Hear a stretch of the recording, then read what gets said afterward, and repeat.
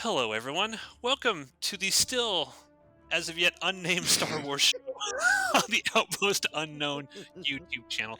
My name is Matthew. Joining me, hopefully tick free from her adventure in Michigan, is Rachel. I have been inspected. I have passed. I am tick free and loving it. Sometimes they're so small, though, you No, can't really see them until they start no. sucking the blood. Then you run your fingers through your hair and you feel the little lump, and you're like, oh no. Okay, so is it a hair situation? Like, is that right? Because I mean, I did get a full check, but like, I'm not gonna say that she got into all my nooks and crayons. Like, is just making sure that my hair is okay enough? It could be anywhere. No, no. When No, I was filming not Pigface, my nooks and there were crayons.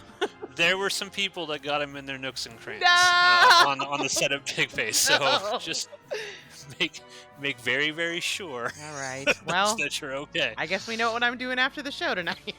Nooks and crayons inspection. Maybe that could be the name of the show, Nooks and Crayons, I the like it. Nooks and Crayon Show. All right, folks. Well, we are going to talk Andor episode numero 7. Mm. Very, very exciting. But we actually have some news this week in the land of Star Wars. A few different Yes. things that I thought would be kind of interesting to discuss. Some small, sort of little things that won't take too much time, but a couple that might actually bring up some interesting discussion topics. First thing here. Tales of the Jedi.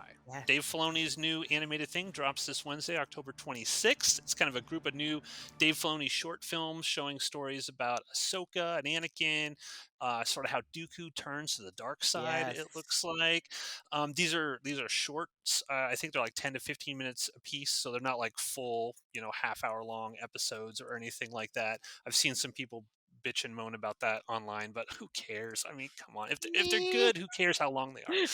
Uh, so, are you excited for of the Jedi? I am excited for Tales from the Jedi, of course, because it feels like more Clone Wars, and I love Clone Wars, and it's characters that I genuinely care about, and they're short, so probably they won't be bad. But I do wish they were full episode length. I'm not gonna lie. I do feel like we got a whole especially with things like Dooku turning. I don't know that 10 minutes is gonna get it done. I'm ready to be wrong and would be delighted to be wrong, but I do kind of wish we were getting like the full 22 minutes. Yeah, in Dave Filoni, I trust. That's fair. So That's fair. if he hasn't led me astray yet, at least on the animated side of things. So if he's like, look, I don't want a lot of fluff with this. I'm just gonna hit you with the major notes here, and it's gonna be just as powerful. Then I'll be down for Oh, it. So for sure. I think there's 6. I think they're split up like 3 Ahsoka focused ones and then 3 Dooku focused ones. So we might be getting like a total of an hour, maybe 30 minutes a piece to tell the whole stories. Okay. But yeah, looks cool. We're gonna do an episode on it, so we will let you know soon what we thought of Tales of the Jedi. But that drops the same day as Episode 8 of Andor, so it's gonna be Yeah. Star Wars crazy on Wednesday. I cannot wait.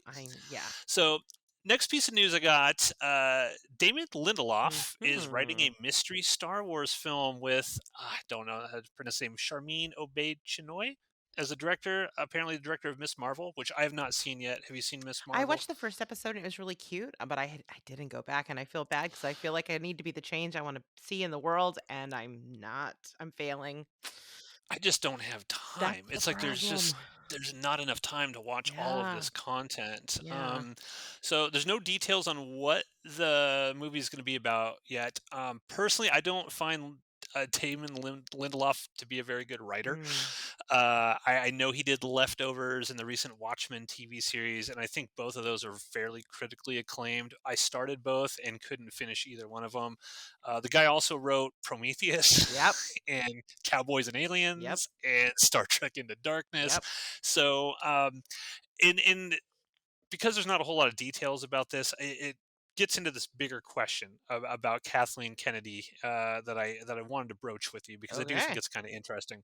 So Kathleen Kennedy, I will say straight up, Hall of Fame movie producer. Mhm. End of story, right? If there's a Hall of Fame, she's going in sort of first ballot. Period. Dot. Uh, yeah. That being said, running Lucasfilm, running an actual studio, I'm not sure if she has like the greatest track record, especially when it comes to like these announcements for the feature film division. We always talk about, okay, we got some great stuff on the TV side. We got Andor, we got Mandalorian. she's allowing Filoni to finish out Clone Wars and Rebels and Bad Batch and like all that stuff. That's all great. But I just wanted to run you through some of the crazy Oh, stuff that no. she has announced Oh, with Star Wars that has not happened. yeah. So first, Lord and Miller fired from Solo after 90% of the film was shot, Yeah. replaced by Ron Howard. Yeah. Rogue One taken away from Gareth Edwards, given to Tony Gilroy for massive reshoots, which arguably might have been a good thing. Um, she announced Patty Jenkins as Rogue Squadron. There's a big fighter pilot Yep. video Yep. with Patty Jenkins. Yep. That's not happening anymore. She announced Colin Trevorrow was going to direct Rise of Skywalker, only to fire him and Yeah. bring J.J. Abrams back after the reaction to Last Jedi. The Game of Thrones guys were announced to Thank do a trilogy. God. Goodbye. that Goodbye. that got canceled. There's a Taika Waititi film that was Mhm. announced that it purportedly has also been shelved now. That's not happening.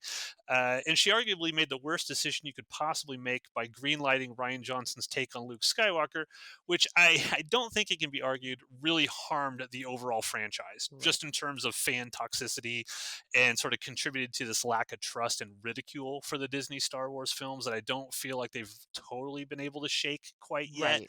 Mandalorian's helping with that, but there's Star Wars isn't like it was when the Force Awakens first came out, Yeah. when everyone was just excited for it. I And mean, she had announced that Ryan Johnson was going to make a trilogy, and apparently that has been shelved, possibly, maybe. So, thing is, she announces all of these things, and there's a long track record of them just completely falling apart and never actually coming to fruition. So, I'm going to ask you: do you think this Damon Lindelof thing is going to happen?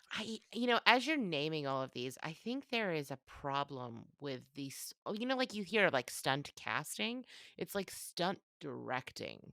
And they're like, I think one of the things Marvel did was kind of like pick people who are up and coming, um and then like they would blow up as a result of the Marvel film they made, instead of picking like the most in demand sort of name recognition people, who are busy. Taika Waititi is too busy. Cat Patty Jenkins is too busy doing the Woman movies, and a lot of these are falling apart as a result of that. So I wonder if some of it is like maybe banking on these big names to make these movies, or being pursued by these big names who are such fans of, like maybe lifetime fans, and then just not being able to fit within sort of the confines of what a machine like Star Wars is, or they're just too busy. I wonder if that's kind of what's happening. Yeah, I don't know. I think it's definitely some of that. I also think it's a lot of, you know, Marvel has a thing like Kevin Feige says, "Hey, look, this is the plan, and if you want to play in my sandbox, you have to do basically what I want, right? You're gonna have to tell this type of story to get to the next three, four, five movies. To get to Secret Wars, you're gonna have to tell this story here." And it's almost to me, it feels like Kathleen Kennedy has tried to do that same sort of thing, but it's almost like there's a visceral backlash once people like almost like she's gun shy now, right? So Mhm. yes, the Game of Thrones dudes, they were huge, they were hot, they were the big names that everyone Right. wanted to hire them. And then the last season of Game of Whew. Thrones came out, and then they're like, oh fuck, we better like fire them immediately and say we're not doing it because people are so angry towards them that we don't want to give them three movies and $600 million to do that kind of stuff. Yeah. um I don't know. The Patty Jenkins thing's really strange to me because I don't know if it's necessarily just Wonder Woman stuff. Because Patty Jenkins, I don't think would have filmed herself getting out of a fighter pilot if she didn't think that she was going to be able to make the movie, Mhm. in a relatively, in whatever her open time is. It seems more like she wants to tell a specific story, and Kathleen Kennedy says we don't want that story. And you Mm. know what, you know, look at Lord and Miller. Kathleen Kennedy hires Lord and Miller. They're telling their story. She watches the dailies, is like, "You're fired. Ron Howard, come in and try to salvage this thing." Safe director, Ron Howard, right? Right. you know, I I just don't know. I think she might be a little gun shy after sort of like especially the backlash to Last Jedi. I think the Last Jedi just really set Star Mhm. Wars on a negative path. And I don't know, maybe she second guesses herself or something. I don't know. I just don't know why she announces all this stuff before there's actually like a script and things are ready to start filming. It just seems weird. And they didn't even mention anything at the last, Disney celebration thing. They didn't even mention anything new coming with Star Wars. They Right. didn't even mention the Acolyte, That's which is weird. crazy. I mean, I guess we So got more information about, like, casting for that, but that's it. it's so weird. Like, I don't know. It's strange to me what's going on, but I don't know. Do you feel like there's a lot of people who are like, "Oh, Kathleen Kennedy's got to go," right? I Because she's mean, she's just leading Star Wars down sort of a bad path in many people's eyes. At what point would you say like, "All right, maybe she's a great movie producer, but maybe not a studio head"? yeah. I mean, I think that there's a big, big, extra large microscope on Kathleen Kennedy and Star Wars because it's Star Wars and because it's a woman that's running this. So I wonder if we compared this to other studio heads, like things that they announced and that didn't come to fruition, if there would be a similar rate, or if and we're just very hyper aware of it because of the IP. Yeah, maybe. I mean, I guess the closest comparison to something like this would be like a Kevin Feige. Yeah. Right. I mean, for like Marvel, like I guess Blade was just canceled basically. I know that Edgar Wright's Ant Man was originally sort of canceled, Yeah.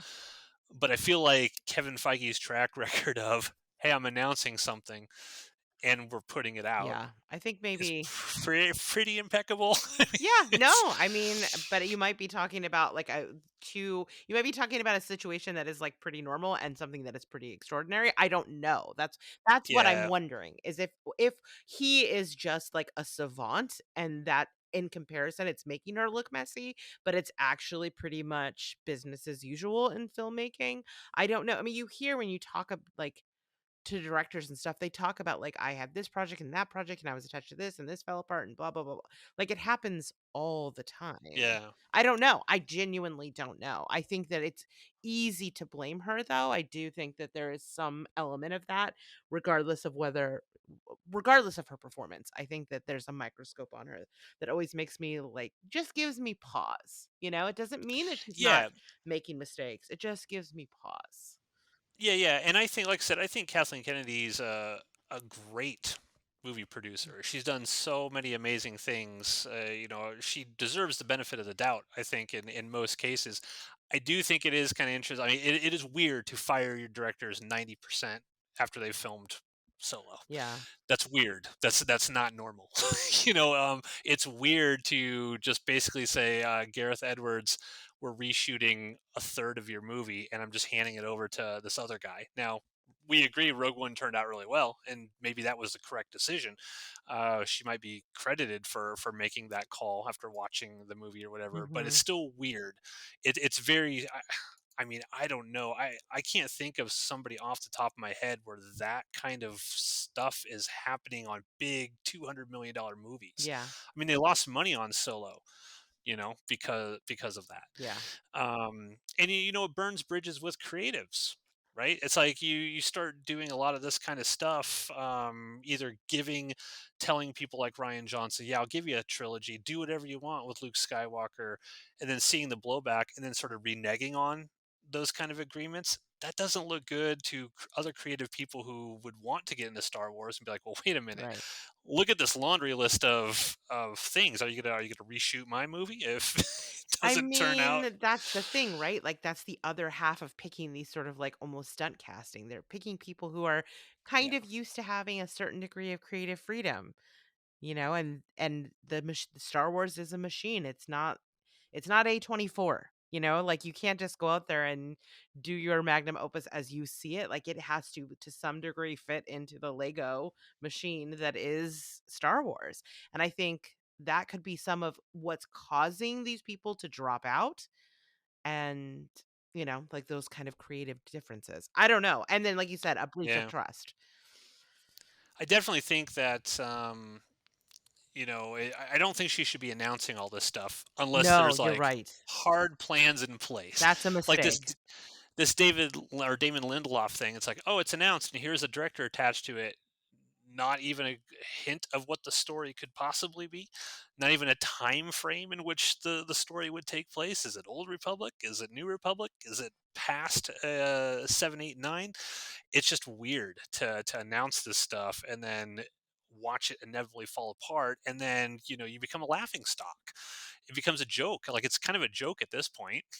Well, yeah, they announced another Star Wars thing, but it ain't gonna come out. So Mm, so it's just that's a bad look on Lucasfilm, I yeah. think. Yeah, But but we have Andor, we do have and I don't know if Andor. Andor necessarily fits in sort of like the Lego sort of machine of Star Wars. It's very different, which we'll talk about in just a second. But getting into my last news piece is Andor. Nobody's watching it, What the so hell? What the so hell, people? yeah. So some analytics came out showing that this is by far the least watched, least social media engagement, least whatever. I think it's still doing fairly well. I think I read that the guy who initially put out the numbers apologized and said he screwed something up, Mm, and it's technically higher than a lot of shows of its ilk, okay. but still well below Boba Fett and Obi Wan and things of that nature. So I just wanted to let you know, just let's operate on the baseline assumption, which seems pretty reasonable, that most Star Wars friends, or a lot of them, are not watching this show. How does that make you feel? It makes me feel frustrated. I feel great Yeah. frustration and like I feel like it is an indictment of the Star Wars fandom at large. Like you cry and whine about how you want better Star Wars.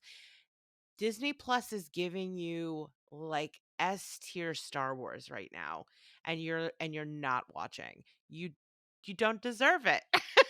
If you're not watching it, you don't deserve it. You deserve all the Obi-Wans. You deserve a series about the biker gangs from fucking Boba Fett. Like that is what you Vespa des Squad, Yes, Vespa Squad, exactly. Mighty Morphin Vespa directed by Squatters. Robert Rodriguez. This is what you deserve if you are not watching and appreciating the incredible series that we're being provided week to week right now. I Yeah. watched this with my jaw open, just like, how is this so good? How is this so good? How are people not watching this? How do you feel, Matt? How do you feel when you see Oh, I'm this? glad you asked, Rachel. My take on this is I don't give a fuck, and I'm Ah! going to tell you why. I'm going to tell I you love exactly it. why.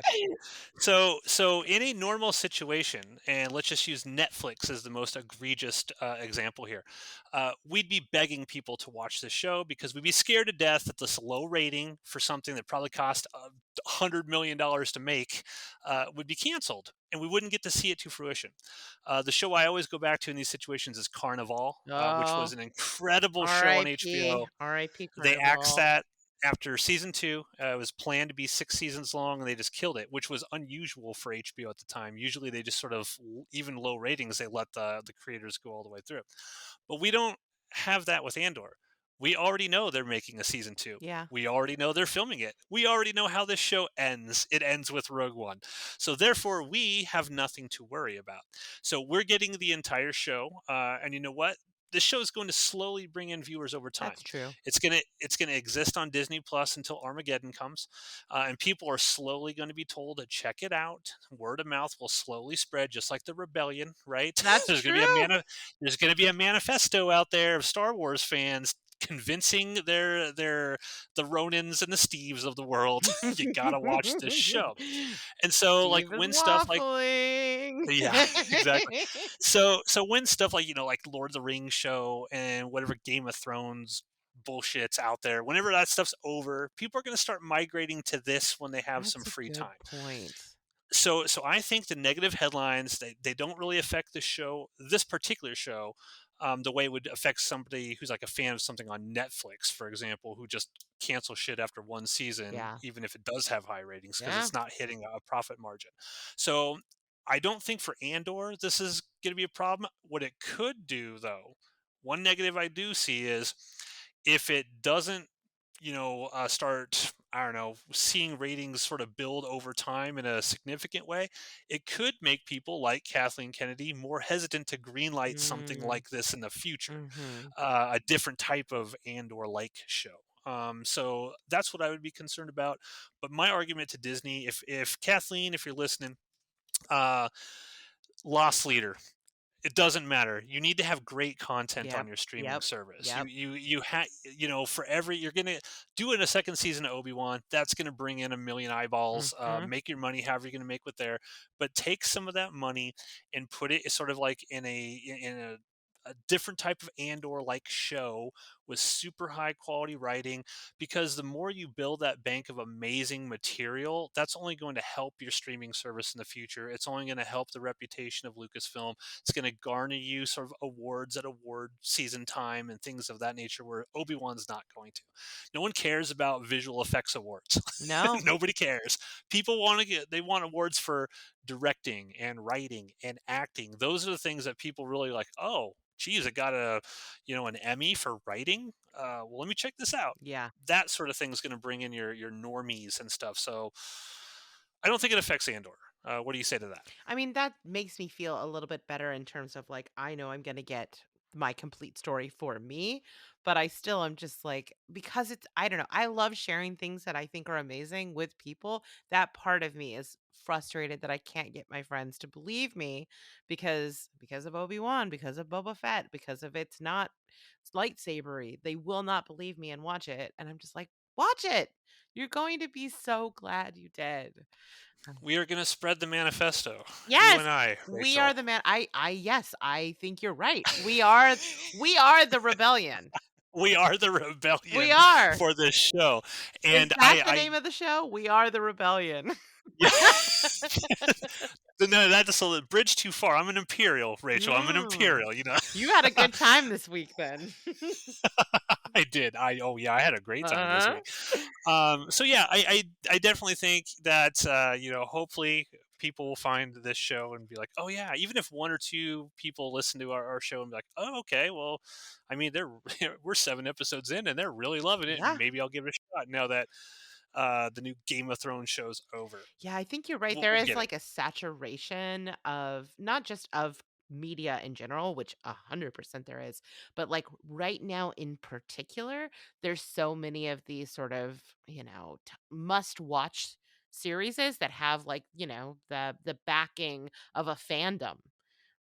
It's competing against fandoms in a way that it, maybe hasn't in the past.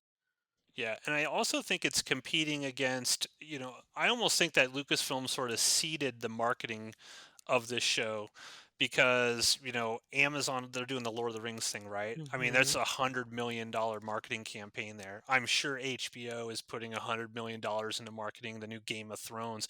And I think those shows are just saturating everything. Yeah. I think a lot of people don't really even know about this show, honestly. But yeah, over time, we're gonna get these people, and we're gonna turn Mhm. them on to how great this show is. Yep. Now, I did talk to Steve, and I was telling Steve about this, and Steve was like, "If this show does not stick the landing, you will never hear the end of it from me." Ah! So, so there is a lot of pressure now. But that's Um, so far in the distance. The ending is they're 24 episodes. We have yeah, till I know. until episode 24 for this to fail. Yeah, and I forgot because I have ADHD, so sometimes it's hard for me to just think of immediate comebacks. But after I got off this call with him, I was like, oh man, I should have just said, well, it already stuck the landing. It's called Rogue One. Bam! Boom, In your face, Steve. I win, I win. So that's it for Star Wars news this week. So let's dive into the episode. Rachel, I'm Yes. going to turn it over to you.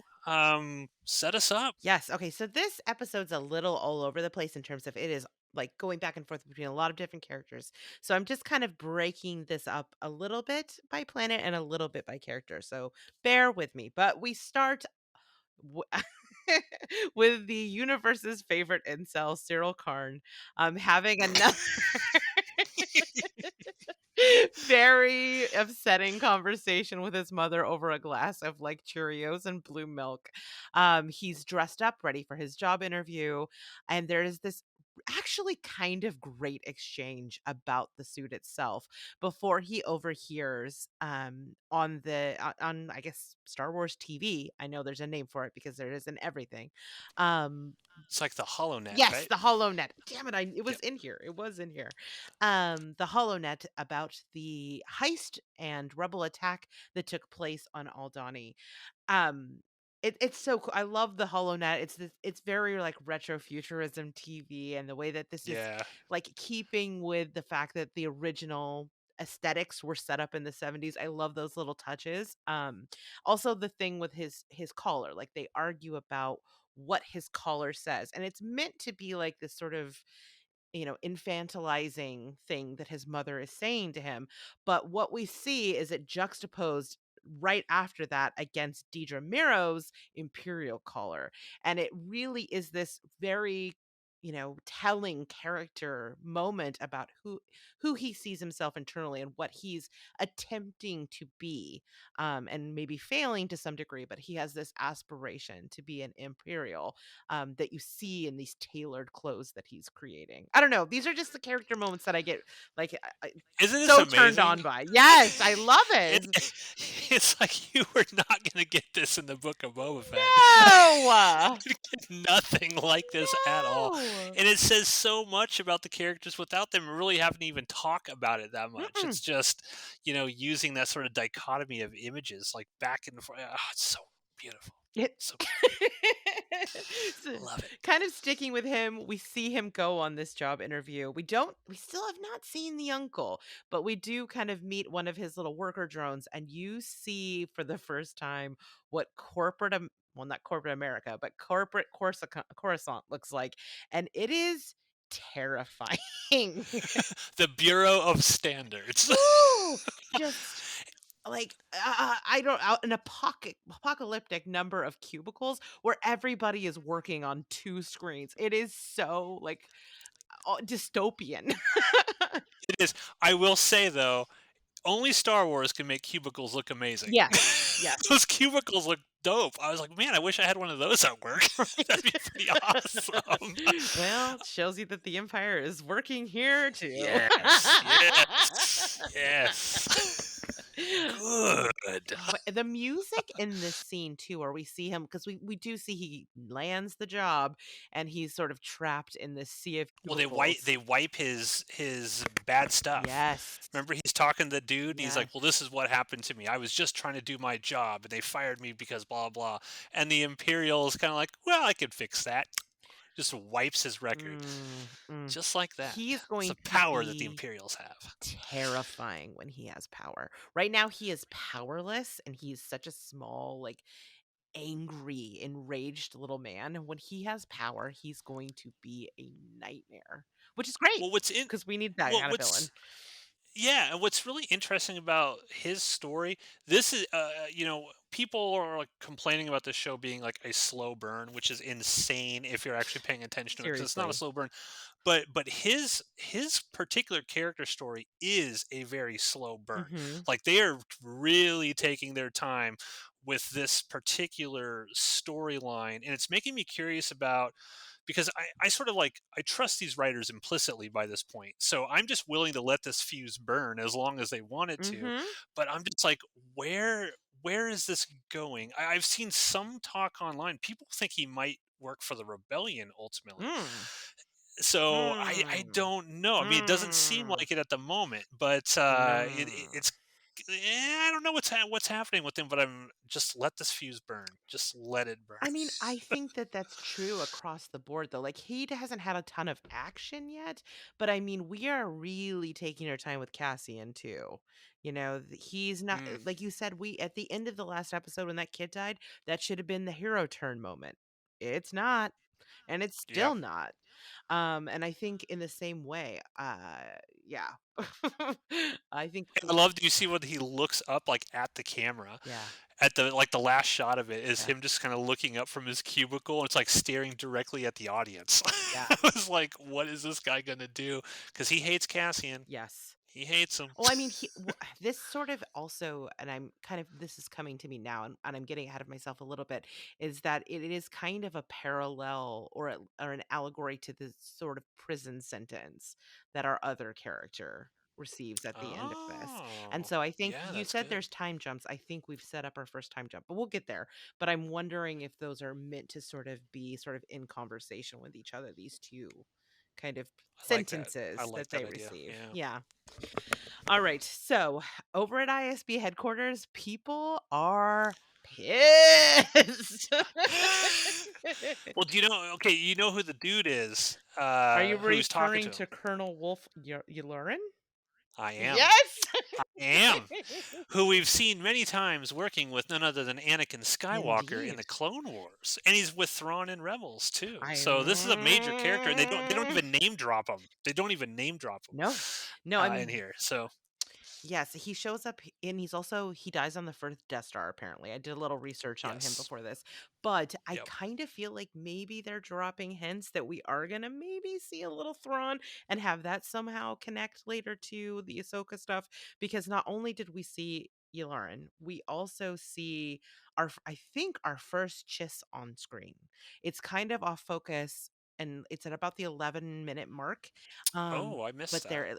someone who has like blue skin and black hair and is working within the empire, which is deeply what's the word I'm looking for? Racist. Racist, jingoist, xenophobic. That's the word I was trying to. Xenophobic. Yeah, Yes, and yes. so it would make sense that perhaps the only other alien on in the working there would be another Oh my Chiss. goodness, I completely missed that. I'm gonna have to go look. This is why we do this, 11-minute Matthew. mark. It's like Okay, okay. 11-ish, maybe a little before, a little, 11-ish. maybe a little Yeah, I'm after. gonna check that out for sure. So, okay, so they are cracking down. There's going to be sanctions. They're crushing customs. Anybody who smiles wrong is going to jail. We're gonna tax the shit out of every system to get that money back. Yes. 5 times what was stolen, and we're in, and the emperor has allowed us to pass the Patriot Act.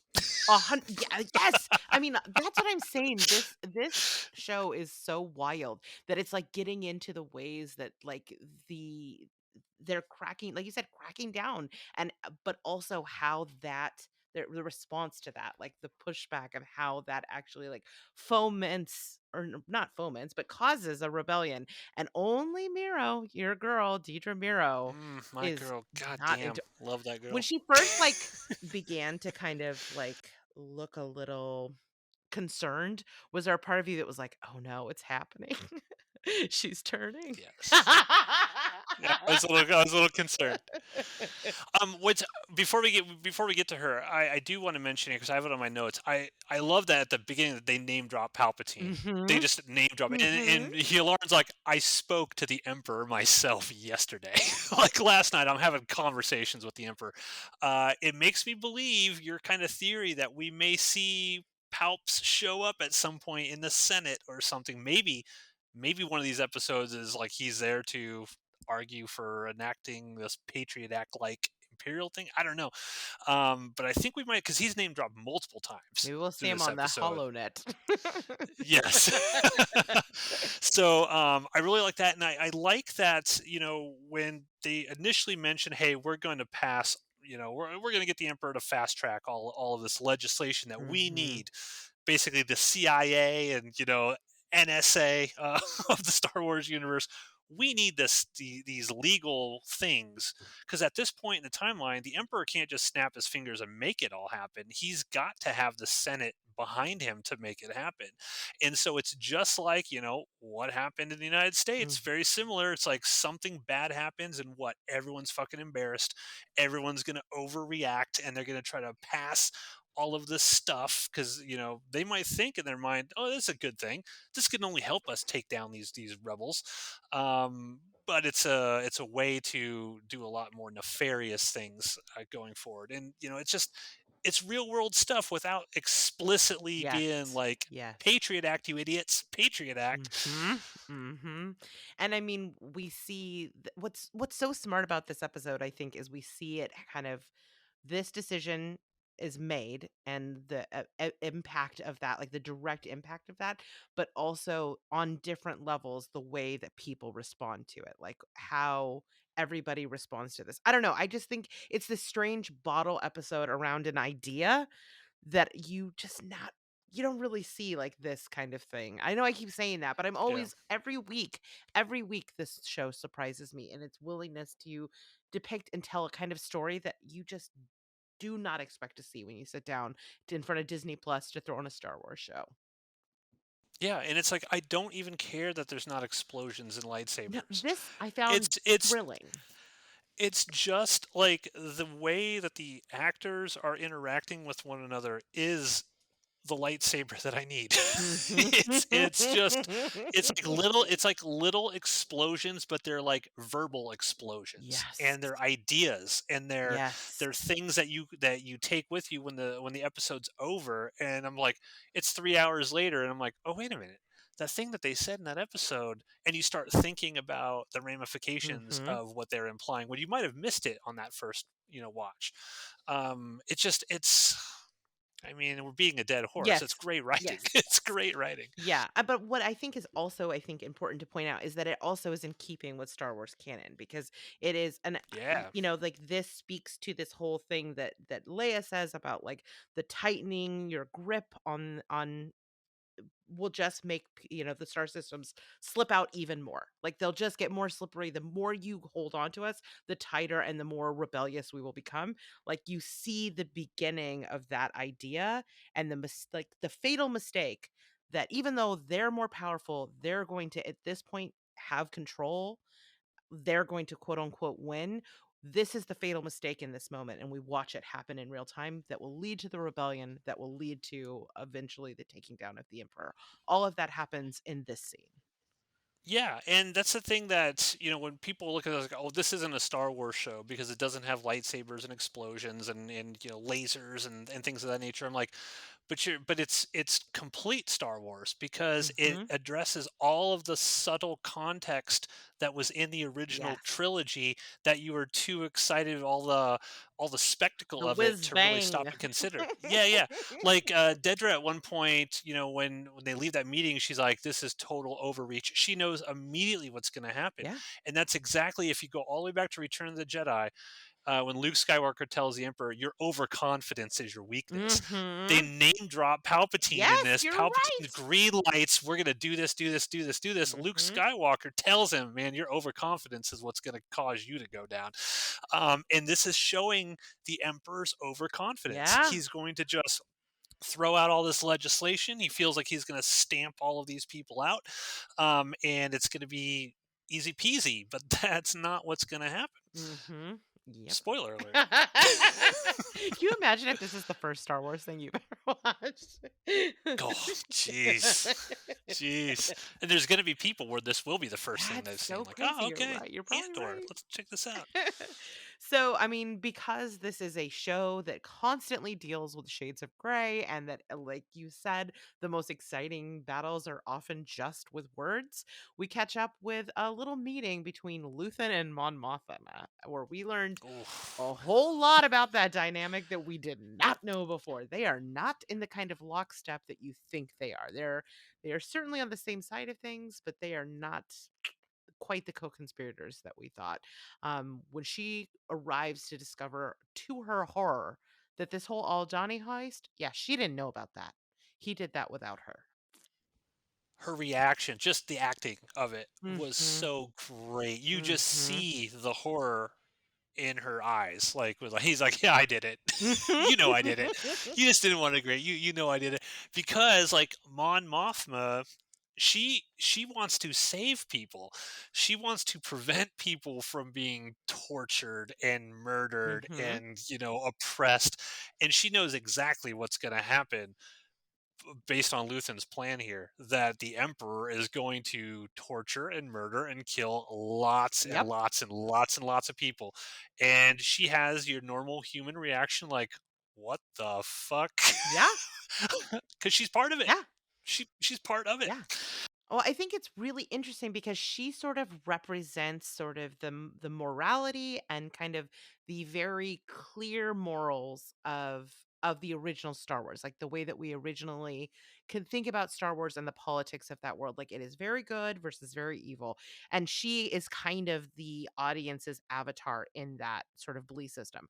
What Luthen does is he brings in real world attitudes about for like rebellions and sort of the bloody business of that and complicates the whole thing in a way that is fascinating to me. Yeah, yeah, and like you said, the moral gray area here that this show is exploring is amazing. It's because getting back to what you just said about the original, Star Wars: A New Hope, when Luke Skywalker blows up that Death Star, he literally kills Yeah. tens of thousands of innocent people. Oh, yeah. Some people have been enslaved by the Empire to work in there. Yeah. There's others, average Joes, who probably kissed their significant others, clocked in for some mundane job like Cyril, and we're okay with it because it's good versus evil, right? And that's what Mhm. that original film is telling. We're not thinking about the consequences of any of these actions. So what's so interesting about this is that this is basically saying, like, look, if you want to take these guys down, we're going to have to be okay with a level of death and oppression in the short term because our goal is long term here. You got to crack some eggs, even if they are our own eggs. And Mon Mothma is just horrified because it goes against her moral and philosophical leanings, which the show has already set up that she has in the Senate, preaching like, "Look, you can't blockade these people; they're starving to death." She really cares about this, Mhm. and now we see that Luthen is more a Saw Gerrera kind of guy. Yes, yes, which I'm like, "Where the hell is Saw? Get him in here." But yeah, All that money's going to Saw. You know it. yeah. And this all gets reinforced too. Like what I like about this is that there's the Luthen that presented himself as the recruiter to Cassian, right? We knew that he was also like secretly before that that's who he was secretly supposedly that he was presented as a totally other character, that he was just like some guy that was in there buying equipment. And then we see, oh no, he's actually this guy pretending to be someone who sells these antiquities, but like we keep thinking we know who Luthen is. We keep being Yeah. told who he is, and then out goes the rug. And you go, okay, well, now I know who he is. He's like actually this totally cutthroat rebel that will do anything to for the rebellion, for the sake of the rebellion. But even in this moment now, it's been such quicksand that I'm not entirely confident that I know who this person is. And that makes him Yeah. really interesting. I know you do not like like Game of Thrones, but he is very much a Varys character. Where like, yes, his ultimate goal was the good of the realm, but he would do anything and betray anyone to do it. And that made him a fascinating character. Luthen is maybe that even better. I Yeah, and we know, at least canon wise, Luthen doesn't make it into the original trilogy. So Mm, something is going to happen here, and I'm wondering if Luthen's ultimate goal here is going to be to sort of light the fire under Mon Mothma. yeah, I think, right? yeah, Because he's got to get ultimately, based on what we know, she becomes the leader of the rebellion, right. which is amazing because this show is actually showing no, actually this guy was the rebellion. He's the one that facilitated and got it all going. I feel like he's going to have a bad end though. Oh, I yeah. think something's going to happen to Luthen, and I think Mon Mothma is going to have to realize she's got to step up.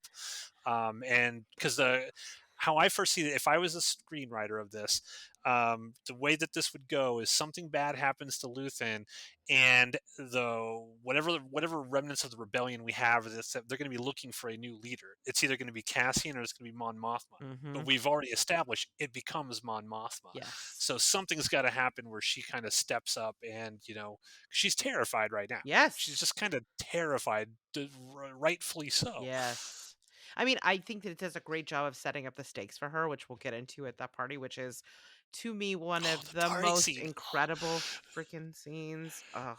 It's so good. Like every scene in this show is fucking amazing. I'm just like enraptured when I'm watching it. Ugh, but okay, so another character that we see, like another side of them right after this, is essentially like Luthen's assistant. Like you kind of feel like maybe his Yeah. second. I don't, I don't know what that dynamic is, but I think I, as a viewer, underestimated her. And we see when she like gets into her full gear and is like out on the town. Which, by the way, can we talk about how freaking incredible Coruscant looks It looks amazing in Yeah, this.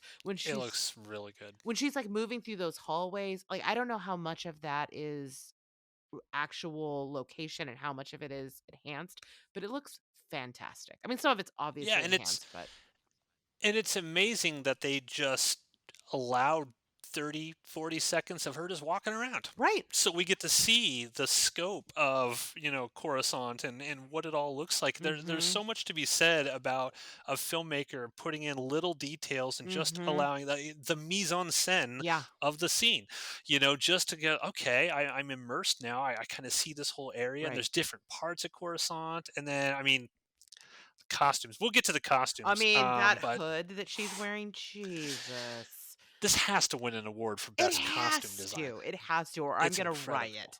But, yeah, this is a master class and just, like, letting things breathe. You know? It Yes. just lets it breathe, it lets you follow her, like, it builds tension because 'cause you're like, "Wait a minute, she looks different. What this she has dropped a mask that we didn't Initially, even I knew thought was she was there." a bad guy. It's like, Yes! are we finding out she's turning or something? Yes! Is she like a double I agent had or the something? same thought. I was like, "Oh, no, this is the traitor. This is the traitor." But I love the little just tiny details of her following the symbols on the ground. Yes. That Yeah. it's just the great details, and then we see her, and she meets up with Val, and you see she's just as cutthroat. She's like, "Yeah, yeah, yeah, I recruited those people. It's very sad. It's very sad that they all died, but let's talk about the money. Where's the money?" Um, I don't know. It was a lot of revealing of characters in this episode that I found deeply Yeah. compelling. And also, what was great about this scene, because it's a very short scene, because I think Val's not in this very long, Mm-mm. and ultimately, they're like, you got to go kill Cassian. He's a loose end, sort of thing. You got to Yeah. go kill him. But what I was struck by is like we've seen Val in the previous episodes, and you can tell she's on like a high level in Coruscant right now because again she's dressed impeccably, her Mhm. hair's done, she's just got Cloth. makeup, she looks completely different, but Yes. she's got to blend in. She can't just show up on that level of Coruscant, the higher levels, looking like she does in Aldahni, when she's Mhm. living in the mud and stuff like that. And I love just the little details of that because, it's like, oh man, they've thought this stuff out. They're infiltrating these areas on many levels, right? What's the Yeah. word there's a word I'm looking for, like different like why am I like Cells? money no, no, not cells, like I'll think of it. But basically just like the why can't I think of this word? It's kind of like where you're different stratospheres of economic strata, Yeah. right? So she's looking like she's much richer and a much higher station Yeah. than that, and that takes planning, Yeah. and that takes lots of know-how. And again, they don't tell you why she shows up like that. Mhm. You just have to. They trust the audience to be smart enough to figure it out, Yeah. and I love that about this show. Absolutely. Absolutely. I mean, what it is it's good writing. It also sort of pays off the fans of the show who understand sort of the underpinning. It doesn't explain to you like, "Oh, this is a very class-based planet." It That's what I was looking for, class-based. Yeah. That's what I was trying Okay. to think of, like, economic what am I thinking? I liked economic strata. It sounded pretty good. Economic strata, okay.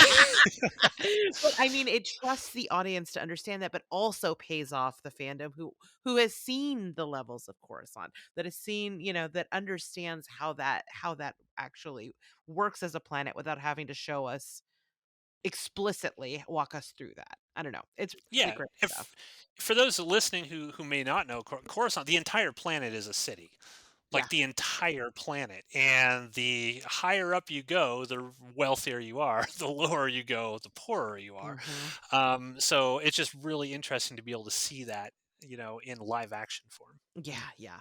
And this so we get a little so obviously we find out exactly how cutthroat Luthen is. He's like now going to kill Cassian, but he's going to have to track him down cuz good luck with that.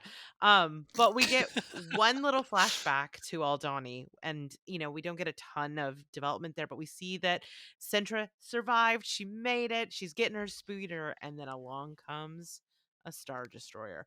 Ah, that's such a rad shot. It's so cool. It's cool, but like I said that episode with the eye where I'm like, those people are gonna die. Yeah, it's gonna be Like the bad. Empire is going to fuck them up. Yeah.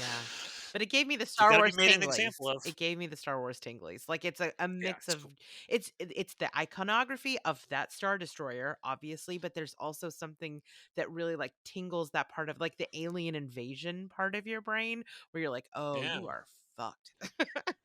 And I think it's just interesting, the CG in this show is Mhm. so much better than it was in Mhm. Boba Fett or Mhm. Obi-Wan. I mean, it's just it still boggles my mind how cheaply those shows look compared to this one. Yeah. It's weird. Yeah, I mean, some of it I think is because so much of it is actually in camera that they could focus on just making the Yeah. smaller portions of it look incredible as opposed to creating the whole damn thing. But I don't know. Maybe Yeah. that's wrong. I'm not Well, you're believe probably it or right about not, that. I'm not a VHS that's not my area of expertise, but that would be that's my running theory and I'm going to say it confidently like I know what I'm talking about. I'm into it. I believe it. Okay, speaking of things you're into, shall we talk about your girl Deidre or do you want to save it till the end? Oof, god damn, I'm getting hot already. Shit. Let me unzip my hoodie here. Yeah, let's go ahead and talk about Dead. We should save Cassie until the end. Okay, fair, fair. I mean, God, I'm gonna have a lot of feelings when we get into some of that. But yeah, so Deidre, she is she's equally furious that the Empire is playing right into the hands of the rebellion and is the only person in the room who seems to realize it, but also empowered by this new decree that she has access to all like naval and army and everything. And she's gonna go get that information that she was told she couldn't get. So she requests a top secret file of all missing navigation systems for all the star system. And I have to tell you, I do not like the Empire. I am very anti-authoritarian, but Okay. I think I'm hot for that space Nazi. Yes! it, I'm glad. it Good. happened in this moment where she Good. was like, only to me. I was like, yes, daddy. Uh-huh. So I saw it. Uh-huh. I saw it. That's all I'm gonna say. Okay.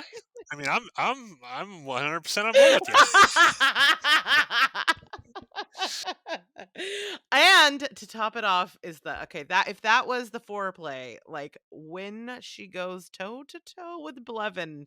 Oh my god, this is incredible. Ooh, so they're having another meeting and Major Partagaz is dressing people down and I mean just the dialogue in this and the pattern of speech and the way that sort of like corporate speak is just infused with what they're saying into this like it's very specific. Like it feels like a dialect all of it all onto its own or like a sparring pattern that is almost like uh there's a formula to it that is really intriguing and almost it makes it um it adds a lot of tension to it and almost makes it like a sporting sort of a debate almost. I don't know. Yeah. It's really No, great. it's a great way to put it. Yeah. Yeah, so Blevin like thinks he has the upper hand and basically files a public complaint against Deidre for overreaching her jurisdiction. And first she is ready. Her body is ready. And she dunks My on body's ready too, Rachel. I mean, get in line. Ladies Hey, first. I was in line Ladies first. first. I've been in line since episode 1, Rachel. But you're a gentleman. So ladies first. Okay. So she dunks on Blevin so hard and you just see him crumble. And Major Yeah. Partagaz, like I feel like you can feel the influence in this scene more so than a lot of other scenes that I've seen where you can see how the like Sith acolyte culture has like filtered down into the culture of the empire itself and the Yeah. dynamics and the infighting of these people and sort of if Partagaz is the Sith in this scenario and they're all the little acolytes, like you can see him like taking pleasure in watching the dressing down of Blevin in this moment. And he's not going to protect her and he warns her, watch your back. But Oh, that was great. there is Yeah. there is a moment where he's just like and he uses it to also just sort of like humiliate and dress down everyone else in the room. Ooh, Yeah. it's so good, it's so Yeah, good. and I love that Partagaz when Blevin is first bringing this up, he's almost acting like a neutral party in it, right? He's Mhm. like, he's like, Miro, what say you to this accusation, Yes. sort of thing, allowing her the space to sort of defend herself. And I love the fact that he recognizes, the Empire is this sort of monotonous thing, right? It's a machine. It's very similar to, the government, right? The Yeah, government just grinding away. rubber stamping things like Cyril, right? At the Bureau of Standards. You're just Yeah. doing the same thing over and over and over because that's the way it must be done. Uh, Deidre is like, I'm going to take the initiative and I'm going to, explain. I have like some individuality here. Like she's showing individuality within this greater empire scheme, and Partagaz recognizes it and he rewards her for it. Yes. Um, and then, I love when he's out, he's like, come walk with me, right? And she basically just emasculated Oh. fucking Blevin in front of all of his Oh. colleagues, like everybody. And I love that part of it. He's like, "Well played," and he's like, "Watch your back," because that's what's going to happen, right? Yes. The He Empire, made people within the enemies. Empire, Yeah. like you said, the Sith thing is great. The master and the apprentice is always trying to kill the master. They're always trying to like leapfrog each other into a higher position of rank and power, Mhm. and it's just it's I'm concerned for my girl because though she's got all this power now, it's like everyone's going to be gunning for her now. Everybody's going to be gunning for her, and I don't know if there's really anybody. Maybe part of Gaz, but he doesn't come across like, "Hey, I'm going to be your Oh, defender here." no. No, no, no, So no. it's kind of like you are on an island now. You better know what you're doing, and you better not fuck up because if you do, you're getting taken down, and you're going to get taken down hard. Right. But I loved it. I just love that she did the initiative, and partly because I've been in a situation sort of like I that before. knew I have. it! I relate to this, not obviously, trying to like wipe out rebel rebel cells or anything like that, Yes. but just being in a situation where everybody's like, "We have to do it this way. We have to do it this way." And I'm like, actually, it's okay to think outside of the box here because if you think outside of the box and you cultivate intellectual curiosity, is what I Mhm. like to call it. I tell Mhm. people is like the most important thing anyone can ever have is intellectual curiosity Indeed. about anything, whether it's your work or whether things you're thinking about. Go outside the box. She knows that a rebellion's formed. She says it in this episode. Rebels or rebellion. She actually Mhm. names it. I think she names it first before Cassian's adopted mom does, which we'll get Yes. to in a minute because she mentions Marva. it too. Marva, yeah, yeah. And I was like, she knows it from the very beginning, and I cannot wait to see what she does with it. I want her to just take these rebel scum down. That's what I want, Rachel. I know That's you what I do. I have want. bad news for you, that's not how it I know it's goes. not gonna happen. It's not gonna happen, but I want her You to. really I love want her an to. underdog, that's what this is about. Yes. She's my favorite character. I love her Yeah, I character. mean, Absolutely love it. I those scenes are they're so intense, like you said, just the clinical nature of the dialogue that just belies how totally high the stakes are. I don't know, I love it, I love it, I love it, I love it. Yeah, but also think about I'm sorry, real quick, there's so much to I talk about. know! Also think about it in terms of the Empire, which I think that this show is also doing a really good job of doing is the rank and file Mhm, Imperials, right? Their perspective on things. They're looking at all of these individuals as, you know, rebels who are going to cause chaos. They're going to end up killing people. They're going to murder people and all of these various things. And that, well, they've got to take these measures to stop it, to prevent it. Like all of this stuff is for the greater good, right? So, whereas Luthen is saying, look, we got to break some eggs here. yeah, The Empire is saying the same thing. Look, we got to break some eggs here. So the Empire is telling their people, yeah, there's going to be some fallout from this, but it's for the greater good. Just like Luthen's telling Mon Mothma, there's some fallout here, but it's for the greater good on our side. So it's like you really see both sides looking at mhm, this thing as I can understand why Deidre wouldn't immediately just, well, of course I'm just gonna go with the rebels. They're right. correct. No, from her perspective, it's like, look, I'm trying to I'm trying to save the empire here. Right? Like she believes in what she's doing. Yeah, and that's a much more complicated story than as beloved as Star Wars is. It does not have those kinds of nuance. Okay, Yeah. we didn't talk about Mon Mothma, but we got to talk about this fancy party because Oh God, yes. talk about conversations with the highest of high stakes, but it's said in the calmest of ways, which is one of my favorite. I love a conversation that is happening on multiple levels at the same time. And I can't even imagine how difficult it would be to write something like this. But this makes it look easy. We get this introduction of Take Homa, and we've had a little seed, just enough little seeds about like a family friend who's going to help her get access to her family funds, and we find out he's a banker. Like we can put it together, but it's so economical in the way that it sets up their history and the fact that they have this connection from childhood, or at least from when she was younger, and that's why she wants to trust him. And the stakes she's up against and the risk that she's taking. So like all of that stuff, everything is so loaded in this conversation. Yeah, and her asshole husband is creeping on her the entire time. Mhm. Aaron. See, He even now has a I douchey name. yeah, again, this scene kind of surprised me because I thought in the previous episodes when she was telling Luthen, "Look, I got someone who's going to help us out," and Luthen's like, "No, no, no, no." I thought it was going to be Bail Organa. Well, yeah. I thought they were going to introduce Bail Organa somehow. Nope, it's this random childhood friend who he's like, "Well, I don't know if I should talk to you about this because I don't know if you'd like my politics." And she's like, "Well, let's go talk a little bit, smile, blah blah blah, and do this." Here's my question: can Mon Mothma trust this guy? I don't think she can, and I don't think she should. Oh, I don't think interesting. she should. That's my gut feeling.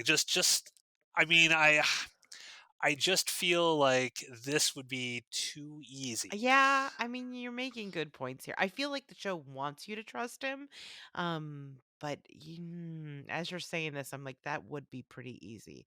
I do think that when they're talking about like only three people know this, the third person is Bail Organa for sure. So I think Oh they're yeah, yeah. alluding to him, but we do know at some point this is going to collapse, right? So, It's got to. so It's got to collapse. so I Yeah. guess it's right for us to be suspicious of him, if only just so it reinforces the here we go stakes of all of these kinds of scenes. Is to have this constant sense of mistrust, and that my mistrust comes from caring and wanting it to work out and knowing that bad things are going to come, as opposed to I don't know, just, like, not trusting the show and be like, "Okay, formula says." Like, I feel like they've built in that a sense of danger that makes you naturally suspicious as opposed to being, like, plot-wise to be suspicious. I don't know if Yeah. if I'm saying I don't know if you understand what I'm Well, saying. yeah. Like the formula would say that Mon Mothma's husband's going to turn out to be the bad guy, and Mhm. expose all of this stuff. But I mean, just the way that the show's been written, it makes me feel like no, actually, this childhood friend might be the bad guy, and maybe they've been making her husband out to be this douche the whole time. But it would turn out that he's actually I mean, not. that would be Maybe, a shock. maybe he, maybe he's eyeing because of this whole scene. They go out of their way to show Mon Mothma's husband like watching these two, Mhm. right? So, what kind of twist would it be if he ends up like saving her, or basically he sacrifices himself because like, look, I found out talking to my Imperial friends, I've been spying on them the whole time at this side of the table while you've been Interesting. sitting on the other side. I've been a double agent and I've been working for this stuff, and he is the one that ends up helping her in the end. I don't know. Like Counterpoint that there's ponytail. I don't know. I don't know. that's true. That's true. I still think something bad's happening to her family. Oh, for Like sure. there's got to be something that happens that gets her fully on board, a la Luthen, Yeah. with the rebellion. Man, I think bad things are gonna happen to a lot of people in And this. oh my god, does she look amazing in that dress? Oh, she's stunning. Woof! She's It's like stunning. the costumes in this scene, Mhm. like that dress. I was like, "Good lord, this is just amazing!" Like Who do it's just we so write beautiful. to make sure that this gets nominated? I wanna start a letter writing campaign. Yeah, we should. We should. Who should we Emmys, right? tweet? Emmys or At TVs. Emmys. Yes. Okay. All right. So let's move on to Cassian because some stuff definitely happens here. A lot actually happens, like some real Ton, emotional yeah. stuff and then also some plot stuff. He has we find out where he went after this. It was not to this moon, like which is what I was proposing since he found out it was like a chill place to go, but he goes back to the worst place, Ferrex. But you can understand why. I mean, understandably, Yes. he is not a perfect, brilliant character. Like he's gonna make mistakes, and that's a mistake. But it does set up one of the, I think, most important sort of thematic parts of this episode, like the on the ground response to what is happening henceforth in this episode. He returns. He wants to tell Marva that he's going to take her and I guess Bix away, because he has the money. They can get out from under Imperial rule, go somewhere warm, go somewhere nice. And she just sort of is cagey and doesn't really respond and explains to him really what's been going on the planet since he left, including the fact that Tim was the person that had betrayed him. He goes to Bix. He tries the same sort of pitch with her and gets sent away. You can tell it's a really painful situation. And like basically says you cannot stay here. Anyone will turn you in because they hold Right, the whole planet hates him, yeah. yes, they hold him responsible for this iron fist that they're now under from the Imperials. And they say a very sad goodbye. In the midst of this, we get some flashbacks of the Empire arriving initially on Ferrex, and we see some clone troopers, which gives us a little bit of a Yeah. timeline moment, and we see essentially what happens to his adoptive father, Clem Andor, which is that he Which is. the name he used, Mhm. remember? He's Yep. like, call me Clem." Yep. Yep. Which I'm wondering now that we know that someone's on the hunt for him is going to be. Is that more? I guess they knew where he was from, so they're gonna know his mother. I don't know. I don't know. And then we see that stormtroopers have arrived on Ferrex in this time period. I think that's the first time we've seen stormtroopers in this. Yeah, yeah, and I do wanna mention something real quick about the clone troopers. So this flashback's very brief. I Mm-hmm. don't know if it was like Cassian when he was like a teenager or something, but his adopted dad basically runs into the street to stop these people. They're like throwing rocks at the clone troopers or something like that to stop them from doing it. And the clone troopers, when they turn around, they think it's the dad that was doing it, and they just fucking straight up execute him right there Yeah. in the street. Yeah. And what I think is so interesting about a scene like this, it's so much more impactful when you've seen the Clone Wars and you Mm-hmm. learn about the clone Yep. troopers and what happens to them during Order 66. That's Yep. the greatest thing that Dave Filoni was able to do with the Clone Wars was humanize the actual clone troopers Yeah. themselves. Yeah. And then it's so much more Ooh. impactful when Order 66 happens that they turn on Ooh. all these Jedi. So the average person just going to go, "Oh, look, stormtroopers gunning down someone in the street." But we get a much deeper meaning out of Mm-hmm. something like that, just because the helmets are different and the costumes are Yep. different, right? The average person ain't going to catch it, but we will. So I love that little touch. Yep, absolutely. Totally agree. And it's also just good for like I think this is something I definitely struggle with and constantly find myself doing is the timeline math. I'm trying always trying to Yeah, figure out where are wait, hold on. This is between 3 and Rogue One. Like so when you see something and it comes back to your thing about everything in Star Wars is iconic. When you see something like a clone trooper helmet, you're like, "Okay, I can reorient myself again in the timeline. This is where we are." Okay, got it.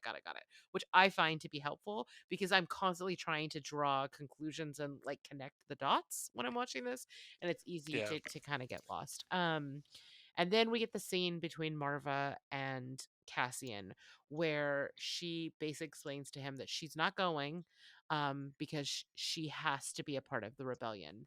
That unbeknownst to her, this thing that her adoptive son did has ignited a spirit of a rebellion in the people of Ferrex and in her in particular, and we see her at the end pick up the gun in a way that is very concerning. I'm guessing Marva is not long for this world, and he is not going to like. There's no way that he's not going to carry a lot of guilt around that, obviously.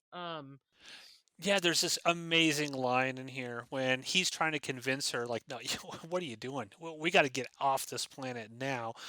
And he's basically like, I'm going to be worried about you every single day if I leave, because she keeps telling him to go. Like, Mhm. you've got to go, because she doesn't see anything in him that's would be rebellion like at all, which Right? is what's really interesting because he was basically Yeah, one of the catalysts for the inciting event that kicks off the actual formal rebellion, yeah, and he can't tell her that, he can't say any of that, but she's basically like, I don't, you're not that kind of guy, you're just, all play, not thinking about the bigger picture. And he's like, I'm gonna be worried about you every day, and she just goes, that's just love. You can't help that. I'm just like, this is Ah! it's the writing's so simple, Yeah. but it means so much, Yes. and just the actress who's playing it. I mean, she's got like tears welling up in her eyes because she knows she's probably never going to see him Yeah. again, and this is kind of the last time they're ever gonna have this sort of thing. But I love the fact that he was the reason that she's like, you know what, because she does this whole thing. I haven't stepped foot in that square for 13 years since they hung, Yeah. your adopted father and my husband up Yeah. from the rafters or whatever, and you kind of see his legs hanging on Mhm. that flashback. You actually see Cassian rushing towards the clone troopers too. They don't Mhm. really show what happened after that, but you see that. Well, I And assume that's when he went to jail, or, like, when he was put in because we know he went to a juvenile detention. oh yeah, that's I'm right, guessing, that's right. yeah. Okay, good catch. Yeah, I forgot about that. Um, but I just love that she's like, you know what? Fuck these assholes. Mhm. It's time for me to stand up. I've lived a long time. I'm not running. Because he's just like, hey, we'll go find some place where the Empire's not. And Like, she's there like, is no dude, place. they are everywhere. There is no beach, dude, that she's Yeah. gonna be able to get away from them on. But oh, this scene was great. Just every scene Yeah, in this episode is yeah. powerful. It's just powerful. We're like, "Okay, how do you follow the eye?" And I think that you just go back to, like, deep emotional stuff like this, and also political intrigue in a way that just continues to ramp up the stakes. I think Yep. they did it. I do want to talk a little bit about that flashlight. I know we're running super long tonight, but it's just going to get worse and worse every episode. Damn it. Yeah, we might as well just accept it. But I think from a character perspective, that scene is so important because it tells you a little bit about how, at his core, he has that fight in him. And then whatever happens with him getting arrested and going to juvenile detention, it beat it out of him and turned him into the Cassian that we think we know when the show starts, or the way that Marva sees him as being someone who's just like, nope. There's no point in fighting, but I hate them, but there's nothing I can do. I'm powerless against them. But you can see that once he pushes through whatever the things that happen in the subsequent episodes, once he pushes through that kind of trauma that he had as a child that broke him, like the real Andor is the kid that took the pipe to those clone troopers. And I think Yeah, that's a great point. that's, like, just really good seeding of character development, and it allows us to get away from, "Yes, he's gonna turn into a hero because that's what the story calls for." No, that is who we pre-established who he is before he is broken by the Empire, is that heroic character. It is true to Andor, Cassian Andor the person, and I think that's Yeah. awesome. It's just awesome. Yeah, it is. And one quick thing, we do get a mention of Cassian's sister again in this scene. Yes! So for the first, Mm. it's like episode 1 or something, like the Marva's like, "Hey, stop looking for her. No She's survivors gone. on She's dead." Canary. And that's just like, "Really? Really?" I mean, we know the sister's coming back, Oh, right? 100%. She's got to be an Imperial, right? Oh, wow. Who could it I mean, I don't think it's anybody we've seen yet. Can't be. I don't think it's anyone Wait seen, a but minute. that Is would be the thing, right? is it, is it Clea Markey? Is it the assistant? Is it Luthen's assistant?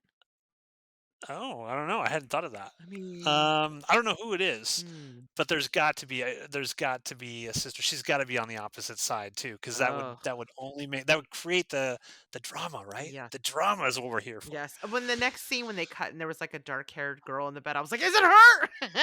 Well, yeah, and that's the thing. It's like the way that the actress plays it. It's almost like she's like, stop looking because she almost knows she's still alive out there somewhere or Oh, I something, didn't even right? Like think about that. maybe she knows that the sister's still alive, but she doesn't That's want interesting. Cassian to know. So she's like, stop looking for her. She's gone. See, I was I so don't know. focused on her saying, like, this was not your responsibility. You were a kid when this happened. Like, that I wasn't even picking up on the subtlety of, like, actually stop looking for her because I don't want you to Yeah. find her. See, I watched it twice. All these episodes, you have to like watch them I twice because you watch know. it one and you miss things, and the second time you watch, you're like, wait a minute, does that mean something else? Yeah, It's you're you know, right. You're right. I it's mean, exciting. I agree. I agree. Okay, last section, which holy This is longer moly. than the episode I know, itself. I'm so sorry. We discover a No, they're new fine. planet, Niamos, which is, I guess, basically like a Miami planet. It's just people on the beach looking at water, having a good time, and also running away from beach troopers because Oh, the correct term is shore oh, troopers. I'm sorry. So the shore troopers start chasing Andor. Much better, much better. Yes, who is, now under the name of Keef. When he tucked away his credits, I was like, "You ain't getting those back," and I thought it was He's got a because girl and I everything. thought his special lady friend might take them, but, no. Cassian's living his best life right now. He made the mistake of looking around a little too much when people running, and he got arrested, and I don't know about you, but there's a moment where, like, out of like, rising from below, we see Yep. KTSO, and I was like, "Oh, there he is! Oh, no, he's mean." Yes. Yeah. Yep. I love that shore trooper just like, "What are you looking around, dude?"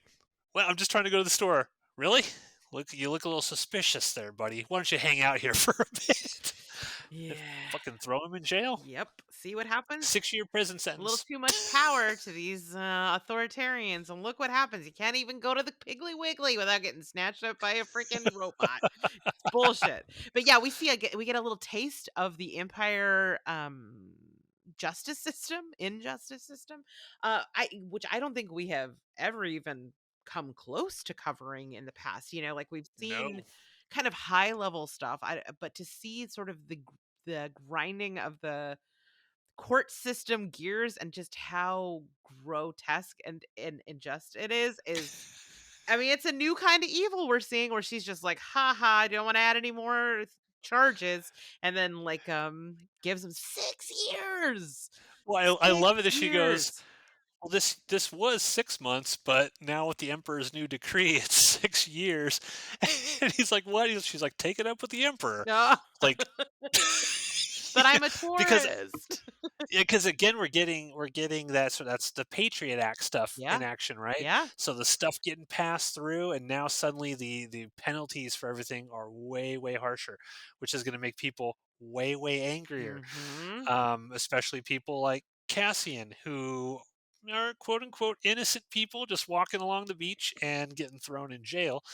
And maybe just maybe we're going to start seeing a little manifesto going around through the prison That's system I potentially. think you're right. So, okay, so here's just a little fun fact that I saw on the internet. I can't take credit for this because I do not actually speak Abrish, but the person before him, when they like did the little like quick thing of his charges, someone translated it, and one of his charges was suspicion of being force sensitive. And he Oh. got 20 years for that. No Jedi teaching for you. No, no, no, no, no. All right, so that is it. That is episode 7. I mean, this is an amazing episode. Yeah, yeah, Again, yeah. I have nothing bad to say about this show at all. No. Normally there'd be something I'd see. I'd be like, yeah, I'm not really into this or that, but I'm like, I everything is perfect Yeah, so far. Perfect. yeah. And so I'm looking forward to, I guess the next episode is probably going to be Cassian in jail, Yep. and we're going to get to see what the Imperial jail system Oh is my is god, gonna we're be getting like. into, like, prison industrial complex. Yes. Yes, yeah, yeah. I have a feeling we got to see Saw Gerrera popping up Yes. here. I think Luthen will be off trying to fund Saw Mhm. and whatever he's going to do, and hopefully we'll get to see Mon Mothma, you know, interacting with some Palpatine players in the Yeah, Senate because I think she mentioned that they're going to vote on something soon, and that's what I was kind of hoping. I hope that they don't fail to show the vote, like the Patriot Act sort of passing or something, because I think that'd be really important. yeah, Because I was a little concerned when the judge is like, "Oh, well, the Emperor's new thing." Boom. I was like, "Oh man, did they already pass it? Like this was a time jump, and they've already passed all this stuff, and we don't get to see it."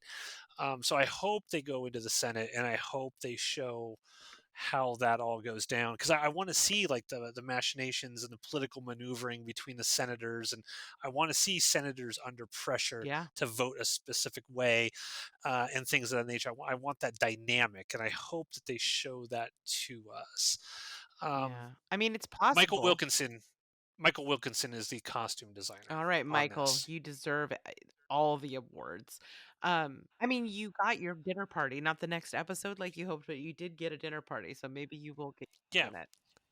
yeah, and we got to get into more of the political stuff at some point in the show. I think for sure. So, I think so for sure, definitely. Although if but we yeah, skip forward 6 years, who knows? I mean, I think that's what we're setting yeah. up here is we're gonna pick up with these characters, like, what is 6 years of bureaucracy done to Cyril? What is 6 years of prison done to Andor? Oh, What so is you think it's really gonna be a full 6-year time jump, like, we're not gonna just pick it up where, Andor's in prison and somehow he breaks out. I mean, that would be super rad, except for that we know that there's, like, assassins on his tail, so would they break him out to kill him? I guess that's possible. Like, Yeah, I don't know. maybe that's how Vel gets a hold of him is she breaks him out. I mean, I would watch that, of course, Yeah, but, because he's a loose end, they gotta kill him. man, Luthen is 6 years in cutthroat. prison would be a l yeah, 6 years, and that's weird because it's like, well, how do I feel about Luthen? Like, on one hand, it's like, well, is he doing the right thing? I mean, ultimately, he's doing the right thing, but shit, he just does not give a shit about anybody. Makes me feel like he could turn Oh, yeah. on anybody anytime. He could turn on Mon I Mothma. wanna know his backstory, like, what made him into this? Because the only true north he seems to have is, like, hatred of the Empire. So, what is his backstory? I'll tell you, I don't know how I feel about him in terms of, like, is he a threat to our main characters, but he is a deeply compelling character, so I am very pro Luthen. I want him blowing my mind every week.